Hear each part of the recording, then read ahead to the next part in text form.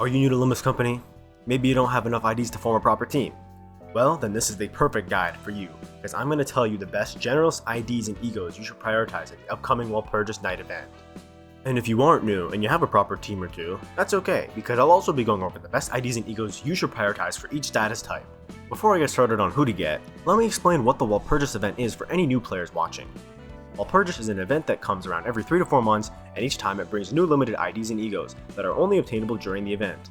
IDs and egos from the previous WALPURGIS event will be available from extraction and will be dispensable too. The new IDs and egos will be rated up on the event extraction, but will not be dispensable until the next WALPURGIS. These IDs and egos are based from Project Moon's previous 2 games, Lobotomy Corporation and Library of Runa. The upcoming WALPURGIS event will feature 2 IDs based on characters from Library of Runa, but this guide, I will not be going over them since, as of recording, there isn't enough information for me to have a proper opinion on them. Now that we have all that out of the way, I'm going to start with, in my opinion, the best ID you should dispense. Lobotomy Eagle, the Sword Striper with Tears Rodion. This ID is the best generalist ID for new players because she's really easy to use and doesn't heavily rely on her team. She's a sinking and charge ID with great sinking application, and she does insane damage with some great tanking capabilities. Just a word of warning for new players, because she is sinking, I'd highly recommend not to use her against minus coin enemies. Other than that, she's just a hell of a unit all around. Another very strong pick is Lobotomy Ego Red Eyes and Pendants. She's great for new players since she's got some sustain in her kit, does great damage with her unique charge buffing her, and she clashes really well the more charge that she has. Her enhanced skill 3 hits really hard too.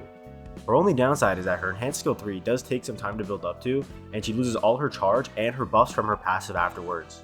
And she also can't generate any charge the turn after using it. Overall, she's still a really good solid pick, though I wouldn't recommend getting her if you already have Warp Corporation Ryoshu. The last generalist ID I want to mention is Full Stop Office Fixer Heathcliff. He's more of an honorable mention since he's good on his own, but really shines if paired with Full Stop Rep Honglu. He's a Poise ID with ammo, but he's really easy to use, and is insanely good for winning clashes since his skill 2 rolls like a skill 3. His damage is also great and consistent. My only concern is that skill 1 uses too much ammo to be viable, so it's better to evade if you only have skill 1s on the dashboard. Also, once he's out of ammo, he retreats to the back of deployment, so unless a lot of characters die or retreat, he won't be coming back for the encounter. Having Full Stop Office Honglu fixes this issue because Heathcliff enhances Honglu's skill 2 and 3 if Heathcliff is retreated, making him useful even when he's not active in battle. The next section of this video will be for players who have proper teams, and are wondering who they should get depending on what teams they have built. For Burn, the top priority is Magic Bullet Outis, and she makes Burn 100 times better with her Dark Burn status. If you have extra shards, I'd also recommend getting her Magic Bullet Ego since it also makes her a lot more consistent. The only other Burn ID is Dawn Office Fixer Sinclair, but I wouldn't recommend getting him if you already have Thumb Soldado Sinclair. For Poise, the Full Stop Fixer duo is a must-have since together they are an absolute force to be reckoned with. Honglu is great on his own but gets way better with Heathcliff on the team. Heathcliff also benefits from having Honglu since Honglu can land unopposed attacks on enemies attacking Heathcliff's evade. Heathcliff also has a single target nuke tied into his skill 3, which he can use once per encounter, and it hits like a pre-nerf lay hang. For Bleed, the Sanguine Desire Ego leaves little to be desired because it's such a great ego to have. It's Rodion's best in slot bleed ego and works insanely well with Princess Rodion.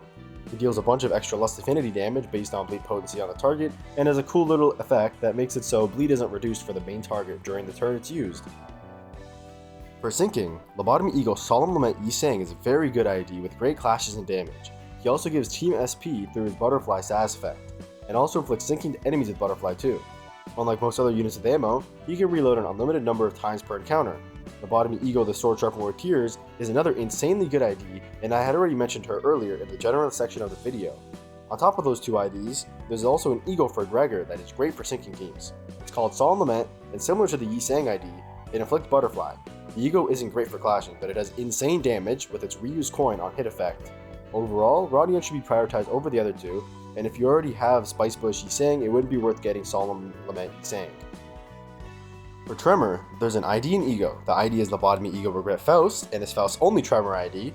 She has a lot of AoE, good clashing on her skills, and does great damage. All around, it's a great ID to have for a Tremor team, and is even better if she's paired with her Everlasting Ego, but it's not mandatory.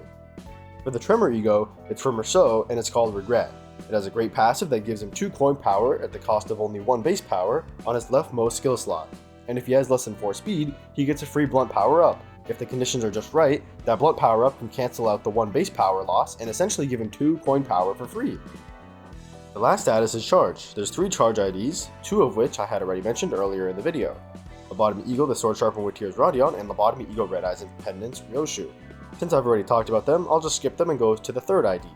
Lobotomy Eagle in the name of Love and Hate Don Quixote. She's a charge ID that inflicts a bit of rupture and a little bit of sinking, but similar to Red Eyes and Pendants Ryoshu, I feel like she doesn't inflict enough to be considered a rupture or sinking ID. She has a minus SP and positive SP state, but the minus SP state is where she gets an insane power spike with insane damage and great clashes. So, without the proper team and without her in the name of Love and Hate Ego, she can take a while to set up. As for Rupture, well, sorry to the Rupture mains, but there aren't really any Rupture IDs or Egos for Walpurgis. The only ID is a 2-star Lobotomy Ego, Lantern Don Quixote. She's mostly an average ID, not too good, but not too bad either. Of course, I wouldn't recommend using your shards on her since she's only a 2-star. You can probably get her from the banner if you're planning to pull on the Walpurgis Knight banner. And that wraps it up for my guide for who you should get for the Walpurgis Knight 7 event. Of course, this is just my opinion and you should always prioritize the IDs and Egos you want because you should enjoy the game and play it how you want to play it. I hope you guys enjoyed this guide and I'll see you in the next video.